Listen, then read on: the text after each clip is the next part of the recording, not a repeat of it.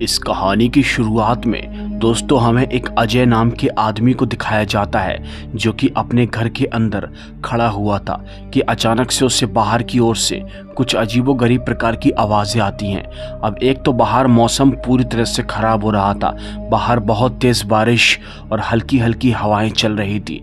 इसलिए जो अजय होता है ये फ़ौरन ही अपने घर से नीचे उतरकर बाहर की ओर को जाने की कोशिश करता है। वो जैसे बाहर की ओर को छाता लेकर जाता है तो अचानक से उसे किसी औरत के रोने की आवाज़ सुनाई देती है। ये आवाज़ सुनकर वो बहुत ज़्यादा डर जाता है और तभी वो जैसे कुछ दूर आगे बढ़ता है, उस आवाज़ को फॉलो करता है तो पता चलता है कि उसके घर के बाहर एक कब्र बनी हुई थी और ये आवाज़ उसी कब्र के अंदर से आ रही थी। वो जैसे उस कब्र के करीब बढ़ने की कोशिश करता है और उस कब्र के करीब पहुंच जाता है तो अचानक से उस कब्र के अंदर से एक बहुत भयानक हाथ बाहर निकलता है। और इसी के साथ अब हमको इस कहानी का टाइटल पता चलता है कि कौन है माया।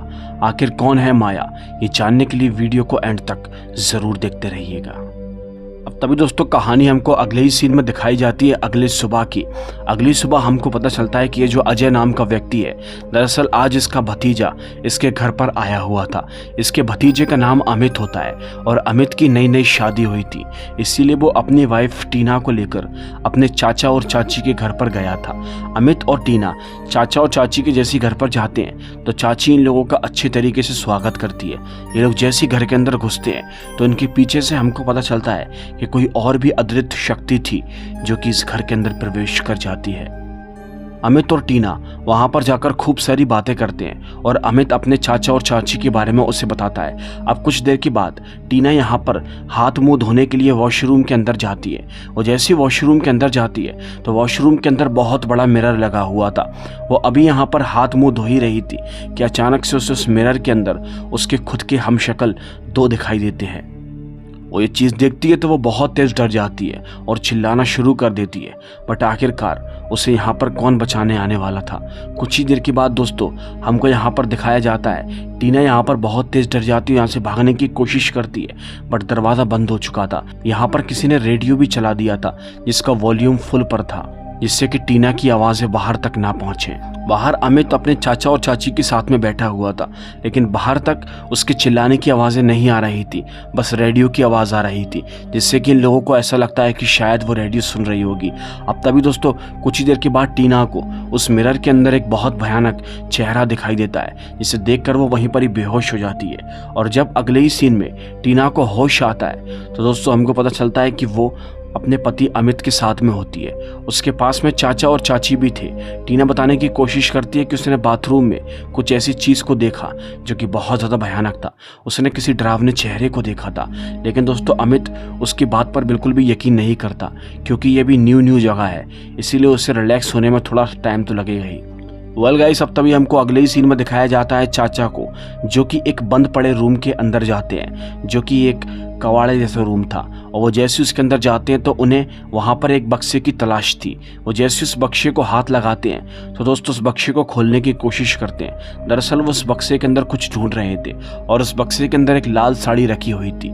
चाचा इस साड़ी को देख ही रहे थे कि अचानक से यहाँ पर चाची आ जाती है और उनसे पूछती है कि तुम यहाँ पर क्या कर रहे हो। चाचा ये सब कुछ देख के वो साड़ी और वो बक्सा छुपा लेते हैं और बोलते हैं कि मैं यहाँ पर अमित की बचपन की फ़ोटो ढूंढने के लिए आया था। अब चाचा ने उस बक्से और उस साड़ी को क्यों छुपाया, इसके पीछे कुछ तो रीज़न रहा होगा। वेल देखते रहिए वीडियो को आगे। कुछ देर के बाद चाची उन्हें अपने साथ लेकर चली जाती है और दोस्तों यहाँ पर रात हो जाती है। रात के वक्त पर दोस्तों चाचा चाची को सुलाकर यहाँ पर दोबारा किसी रूम के अंदर आते हैं, लेकिन इस बार जब वो बक्से को खंगालने की कोशिश करते हैं तो उन्हें वो साड़ी दिखाई नहीं देती क्योंकि दोस्तों उस साड़ी को वो आत्मा पहले ही लेकर चली गई थी जो कि इस घर के अंदर थी।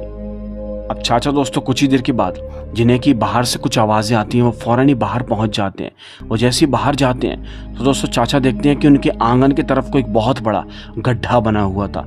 चाचा जैसे ही उस गड्ढे के करीब बढ़ते हैं, दरअसल ये वही गड्ढा था जहां शुरुआत में हमने जिस कवर को देखा था। चाचा जैसे ही उस गड्ढे के करीब जाते हैं तो पाते हैं कि उस गड्ढे के अंदर कोई भी नहीं था, लेकिन कुछ ही देर के बाद जब वो गड्ढे की तरफ झांक रहे थे अचानक से एक औरत, एक बहुत भयानक औरत उनके तरफ को आती है और उन्हें डराने की कोशिश करती है। वो अपनी जान बचाकर यहाँ से भागने की कोशिश करते हैं, लेकिन वो जो औरत थी वो अब लंगड़ाकर उनके करीब बढ़ती है। दोस्तों ये जो औरत है, ये जो चुड़ैल है, ये इनके पीछे क्यों पड़ी हुई है, वीडियो को एंड तक ज़रूर देखते रहिएगा। अब तभी चाचा जब घर के अंदर जाते हैं तो वो चुड़ैल भी घर के अंदर चली जाती है और इस बार वो उनका गला दबाने की कोशिश करती है, बट वो चुड़ैल उन्हें मारती नहीं है, वहाँ से गायब हो जाती है। कुछ देर के बाद दोस्तों यहाँ पर चाची आ जाती है और चाचा से बोलती है कि तुम इतनी रात को यहाँ पर क्या कर रहे हो। तो दोस्तों वो बातों को घुमा देते हैं। अब तभी दोस्तों चाची उन्हें अपने साथ सोने के लिए अपने कमरे में लेकर चली जाती है और कुछ ही देर के बाद दोस्तों अब तभी हमको अगले ही सीन में दिखाया जाता है अगली सुबह का सीन। अगली सुबह दोस्तों हम देखते हैं चाचा और टीना बाहर थे। टीना दरअसल उनके आंगन में जो बगीचा बना हुआ था वहाँ पर कुछ फूल थे और वो उन फूलों को पानी डालने की बात कर रही थी, लेकिन दोस्तों वो जो फूल थे वो उसी कब्र के ऊपर बने हुए थे जिस कब्र को हमने शुरुआत में देखा था। वो चाचा से बोलती है कि मुझे उस फूल के ऊपर पानी डालना है, लेकिन वो उससे मना करते हैं, बट टीना चाचा की एक भी नहीं सुनती और लेजम लेकर फौरन ही उस फूलों के ऊपर पानी डालने के लिए चली जाती है। वो पानी डाल ही रही थी कि अचानक से वो पानी डालते डालते उसी जगह पर बेहोश हो जाती है। चाचा फौरन ही यहाँ पर आते हैं और उसे होश में लाने की कोशिश करते हैं, लेकिन दोस्तों कुछ ही देर के बाद उन्हें वहाँ पर एक कुछ चीज़ दिखाई देती है। वो जैसे उस रिंग को देखते हैं तो उन्हें दोस्तों एक बहुत ही पुराना ख्वाब आता है। इस ख्वाब के अंदर चाचा देख पाते हैं कि ये जो रिंग अभी उन्हें यहाँ पर मिली हुई है, इस रिंग को उन्होंने एक औरत को पहनाया था। लेकिन दोस्तों वो औरत कौन है, ये सब जानने के लिए आपको वीडियो को एंड तक ज़रूर देखना होगा। वेल गाइस, अब तभी यहाँ पर कहानी शिफ्ट होकर हमको रात के वक्त की दिखाई जाती है। रात के वक्त पर चाचा और अमित ये दोनों के दोनों मिलकर शराब पी रहे थे और चाची और टीना यहाँ पर इन्हीं के पास में बैठी हुई थी। चाचा को रात के वक्त पर अपने घर के बाहर एक औरत दिखाई देती है जो कि इन्हीं की तरफ को करीब बढ़ने की कोशिश करती है। उस औरत ने शादी का जोड़ा पहना हुआ था और बाहर बहुत तेज बारिश हो रही थी। चाचा आईने के अंदर से उस औरत को देख पा रहे थे। वो अमित को भी दिखाने की कोशिश करते हैं, बट दोस्तों हैरानी की बात तो ये है कि वो औरत, वो चुड़ैल सिर्फ और सिर्फ चाचा को दिखाई दे रही थी, ना कि किसी और को। वो अमित को नहीं दिखती। उनको बिल्कुल भी समझ में नहीं आता कि आखिरकार ये सब कुछ क्या हो रहा है। अब तभी दोस्तों इस सब चीज़ों से परेशान होकर ये लोग यहाँ पर एक तांत्रिक को बुला लेते हैं, जो कि तांत्रिक पता लगाना चाहता था कि आखिर इस घर के अंदर क्या चीज़ है, क्योंकि टीना को भी कुछ समय से कुछ आत्माएं दिखाई दे रही थी। लेकिन दोस्तों यहाँ पर जैसे ही वो तांत्रिक आता है, वो घर में घुसकर और अपनी शक्तियों के जरिए पता लगा लेता है कि इस घर के अंदर एक ऐसी आत्मा भटक रही है जिसे कि काफ़ी साल पहले इसी घर के अंदर मारा गया है। यानी कि वो जो भी चुड़ैल है, जो कि चुड़ैल बन चुकी है, उसे इसी घर के अंदर मारा गया था। तांत्रिक बोलता है कि अगर हमें अपनी जान को बचाना है तो हमें इस घर को छोड़कर कुछ समय के लिए मंदिर चलना होगा। लेकिन दोस्तों जो चाचा जी थे वो किसी को भी मंदिर ले जाने से मना कर देते हैं और खुद वो मंदिर नहीं जाना चाहते थे, क्योंकि वो नहीं चाहते थे कि उनकी सच्चाई किसी के भी सामने आ जाए। और वो खुद से ये भी कहते हैं कि माया का सच किसी को भी पता नहीं चलना चाहिए। अब चाचा जी किस सच की बात कर रहे हैं, देखते रहिए आगे। अब तभी दोस्तों हमको अगले ही सीन में दिखाया जाता है ये लोग मंदिर नहीं जाते और अब हमको दिखाया जाता है अमित को, जो कि चुपचाप बैठकर एक किताब पढ़ रहा था कि तभी कुछ ही देर के बाद दोस्तों उसे किसी औरत के रोने की आवाज़ सुनाई देती है और ये आवाज़ उसे उन्हीं के पास में बने बाथरूम में से आ रही थी। अमित दोस्तों जैसे इस आवाज़ को फॉलो करता है तो उस बाथरूम के पास पहुंच जाता है और जैसे ही वहाँ पर जाता है तो वो पाता है कि बाथरूम के अंदर एक लेडी जो कि पूरी तरह से खतरनाक दिख रही थी, उसके हाथ पैर पूरे नीले पड़ रहे थे, वो बैठकर वहाँ पर रो रही थी। अमित जैसे ही उस औरत के करीब बढ़ने की कोशिश करता है तो दोस्तों वो जो औरत थी वो एकदम से अचानक से अमित का हाथ पकड़ लेती है और अमित से बोलती है कि क्या तुम मेरी मदद करोगे, मैं बहुत ज़्यादा परेशान हूँ। अमित को बिल्कुल भी समझ में नहीं आता कि आखिर ये लेडी कौन है, इसीलिए वो उससे पूछता है कि आखिर तुम कौन हो। तो दोस्तों वो जो औरत थी वो उससे बोलती है कि मैं कौन हूँ ये तुम्हें तुम्हारे चाचा जी बताएंगे, अपने चाचा से पूछना कि कौन है माया। यानी कि इस औरत का नाम माया होता है और वो बोलती है कि अपने चाचा से एक बार मेरे बारे में पूछना। और दोस्तों ये बोलकर वो औरत वहाँ से फौरन ही गायब हो जाती है। अमित इस औरत को देखकर बहुत डर चुका था क्योंकि भाई उस सामने उसके गायब हो गई, इसीलिए वो फैसला करता है कि वो चाचा से इस मैटर में बात करेगा। अब वो फौरन ही बाहर जाकर चाचा से इस मैटर में बात करता है, लेकिन चाचा उसे कुछ भी बताने को तैयार नहीं थे। इसलिए वो अमित से बोलते हैं कि बेटा तुम्हें रहते रहते बहुत टाइम हो चुका है, मुझे लगता है कि तुम्हें अब अपने घर पर चलना चाहिए। चाचा किसी तरह अमित को यहाँ से भगाना चाहते थे, क्योंकि उनकी सच्चाई अगर अमित तक पहुँच गई तो यहाँ पर चाचा के लिए बहुत बुरा होगा। अब दोस्तों चाचा यहाँ पर फैसला करते हैं कि वो जो औरत है जो कि उन्हें दिखाई देती है, वो जो चुड़ैल है जो सबको दिखाई देती है, वो इस चुड़ैल का अस्तित्व मिटा देंगे। अब तभी दोस्तों यहाँ पर जैसी रात होती है तो रात के वक्त पर हमको दिखाया जाता है चाचा अपने घर से बाहर निकलते हैं। अपने घर से बाहर निकलते हैं तो वो वहाँ पर उसी गड्ढे के पास पहुँच जाते हैं जो कि उनके घर के आंगन में बना हुआ था। उस गड्ढे के अंदर एक कंकाल रखा हुआ था और चाचा फैसला करते हैं कि वो अब इस फसाद की जड़ को हमेशा के लिए मिटा देंगे। दोस्तों वो उस कंकाल के ऊपर मिट्टी का तेल डालने की कोशिश करते हैं जिससे कि वो यहाँ पर आग लगाकर सब कुछ तहस नहस कर दें, क्योंकि जो आत्मा भी भटक रही है कंकाल के जलने से उस आत्मा को भी मुक्ति मिल जाएगी। अब चाचा इसमें आग ही लगा रहे थे कि तभी अचानक से हमको इस माया नाम की इस चुड़ैल की पूरी बैक स्टोरी के बारे में पता चलता है कि आखिर ये कौन है और चाचा के पीछे क्यों पड़ी है। दरअसल दोस्तों काफ़ी साल पहले ये जो माया नाम की साधारण सी लड़की हुआ करती थी, चाचा इससे प्यार कर बैठे थे।